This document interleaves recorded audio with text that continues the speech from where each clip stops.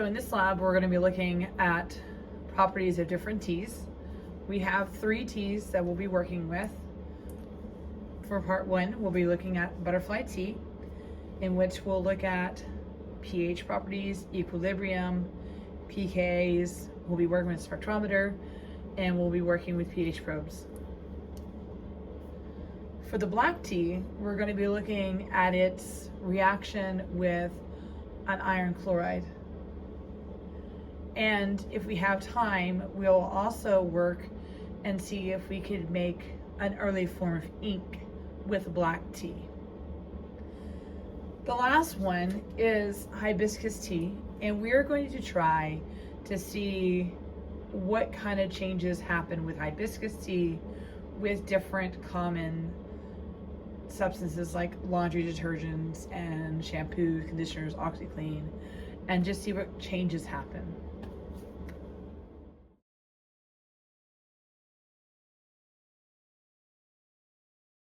So what exactly is butterfly PT?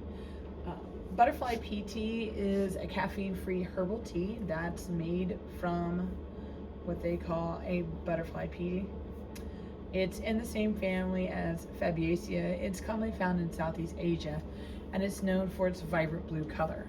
Now, other plants that are in this family that grow here in Texas include the bluebonnet, honey mesquite, loco weed, mimosa trees, touch-me-not or sensitive briar, and then spurred butterfly pea. So we have plants here that are in the same family. So this tea had been on TikTok where people were doing different experiments with it, and they were like, look at this tea, look what happens when I put this in there, look what happens when I put this in there, and they were noting the different colors that occur with it. And so that's what we're going to be looking at.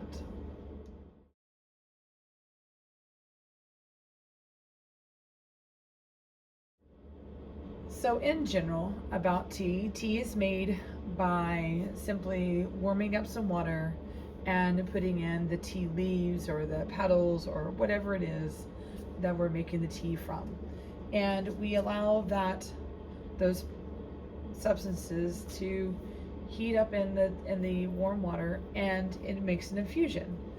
And sometimes this infusion causes a color change, very distinct, like the butterfly tea.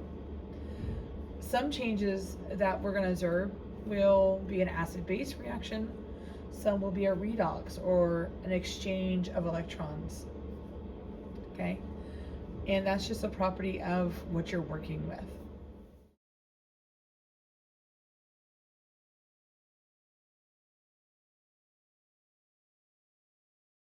You're going to test the pH of our butterfly tea, and then we're going to combine it with some common acids and bases, and depending on what I pull out for your acid and bases you're going to test with will determine what you'll be using with. It just happens to be that these are the 7 I'm going to use for this run.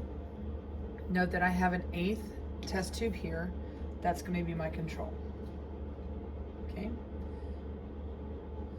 and so I'm going to go through some instructions on how to set up, and then we are going to put in about 5 to 8 milliliters. You could go 10 milliliters if you wanted to, but make it equal amounts of the butterfly tea into each one of the test tubes. We're going to measure out 10 milliliters of butterfly tea, and we've placed it into each one of the test tubes. I've also gone in there, I've numbered my test tubes, and I'm going to keep everything in this order, right? And what we're going to be doing is we're going to be testing the change that occurs with each one of these substances with the butterfly tea. One way of testing your pH is to take what's called pH paper, and we take a little bit, and we match the color up. Okay? What we're going to do is we're going to actually use a pH probe. And we're going to allow the computer to help us measure a numerical or a quantitative number for it. This is a qualitative, and this is going to be quantitative. The difference is this gives us numbers, And that's the description of it. The pH probes. So we're going to go to graphical, which is the green one on the iPads, unless they change your emblem. And we're gonna grab our pH probe, okay? We've taken the bottom off, that's just a buffer solution. So when not in use, it does need to be back on there, okay? I'm going to turn it on. Red light means it's ready to make a connection. Green light means it's connected to something. We're gonna click on Center Data Collection, right? So on the back of these, there is a barcode and it has a number that you can read off of it. I generally use the last three, so this is H87. I can do a proximity collect. That works as long as there's not a whole bunch of people around you, okay? So if you have a whole bunch of people, then check your barcode and do a manual connect there. And now we're just waiting, watching, and I've got a green light. It's connected and done. Okay, so now we're gonna do a few things. We're gonna come down here to the bottom corner. We're gonna change this from time-based to event-based, okay? And if we really can't name it as well as we should, so you can just leave it as event. Sometimes you work with volume, we change the volume, but just keep track of what you have. And then that's when I change this over, and we're gonna go up here to the box, and I wanna click on the meter. And the reason I wanna click on the meter is because the meter is gonna help me know if the pH is running right. Okay. And that's that. Okay, so now that we have it set up, we're going to place our pH probe in the first test tube. And you can shake it a little bit, jiggle it, it'll help it find its pH. And we're just waiting for it to settle down.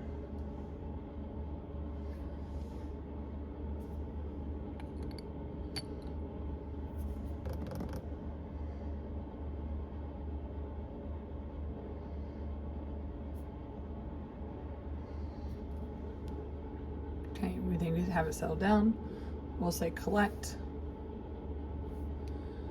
We'll say keep.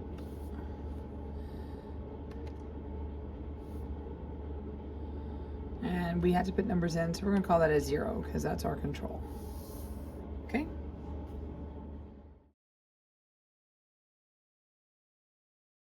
Now before you do your next one, take some distilled water and spray off the end to make sure it's nice and clean.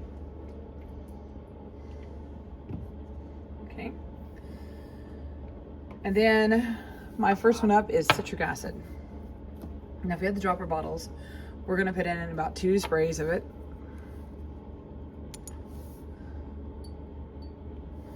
And we can already see that color has changed to a beautiful, looks like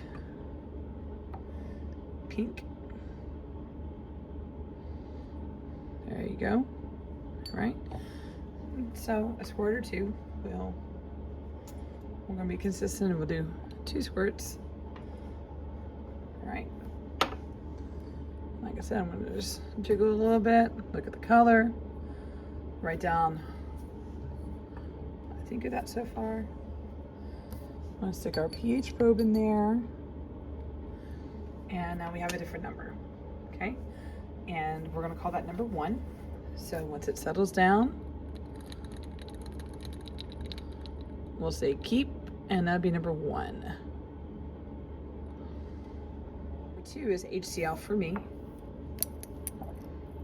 So again,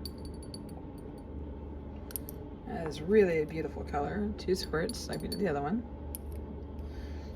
Now HCl is considered to be a very strong acid. So wiggle a little bit, or you can use a stirring rod. Here's our color. Let's get our pH probe and let's find out what we got.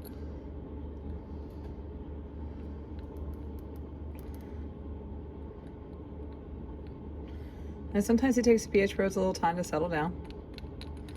And once it settles down, we'll say keep. And we're good. Lemon juice. So here we go again. Hopefully you know lemon juice is a weak acid. Look at that beautiful purple color we got there. Man, that's just gorgeous. Okay, so a little bit different compared to the other two. So hopefully it's a little bit higher than the other two, maybe a 3 or a 4. Again, give it time to settle down. Okay, sometimes it takes the pH probes a little bit time to settle. What is vinegar? Another weak acid.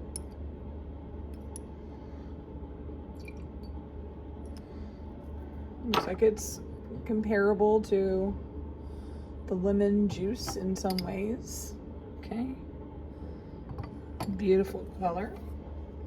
Again, we'll put the pH probe in there and we'll give it some time to settle down and get us a pH. We're going to do baking soda. 2 squirts in there.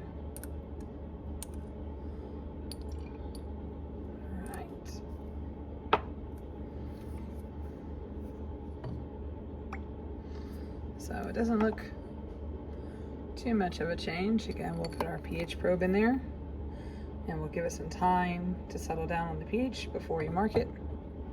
Is sodium carbonate. Ooh, that's a little different. Looks kind of green. All right, so kind of green maybe. And we'll put the pH probe in there and get that one. The last one we're going to try is sodium hydroxide. It is a strong base. It's 0.1 molarity, so it's not too strong of a concentration, but we're going to see what we get with this one. Ooh, okay. And again, we'll look at the color, and then we'll get the pH.